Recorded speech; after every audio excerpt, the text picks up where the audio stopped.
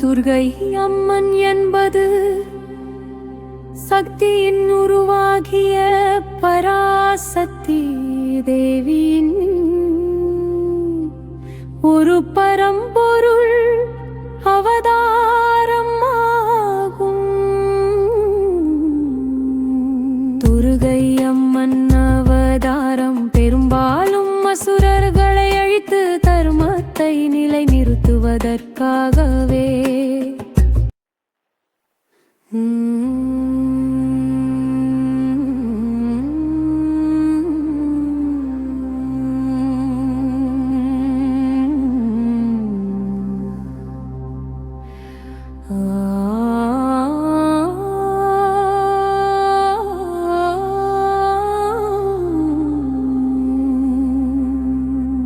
துர்கை அம்மன் என்பது சக்தியின் உருவாகிய பராசக்தி தேவியின்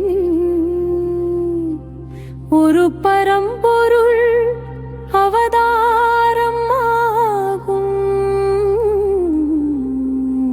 துர்கை அம்மன் அவதாரம் பெரும்பாலும் அசுரர்களை அழித்து தர்மத்தை நிலைநிறுத்துவதற்காகவே தோன்றியது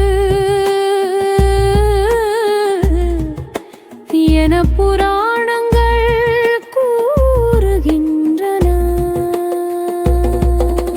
புராணங்களின்படி மகிஷாசுரன் என்ற அசுரன் கடுமையான தவம் செய்து பிரம்மாவிடம் எந்த ஆனாலும் நான் கொல்லப்படக்கூடாது என்று வரம் பெற்றான். அந்த வரத்தின் ஆணவத்தில் அவன் தேவர்களை வென்று திரிதலங்களிலும் பயங்கரமாக ஆட்சி செய்யத் தொடங்கினான்.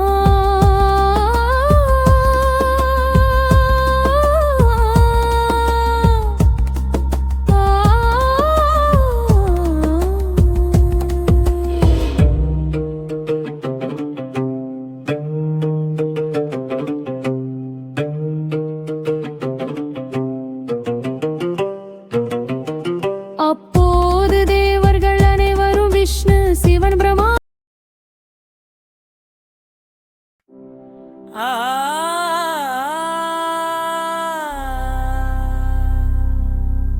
துர்கை அம்மன் என்பது சக்தியின் உருவாகிய பராசக்தி தேவியின் ஒரு பரம்பொருள் அவதாரமாகும். துர்கை அம்மன் அவதாரம் பெரும்பாலும் அசுரர்களை அழித்து தர்மத்தை நிலைநிறுத்துவதற்காகவே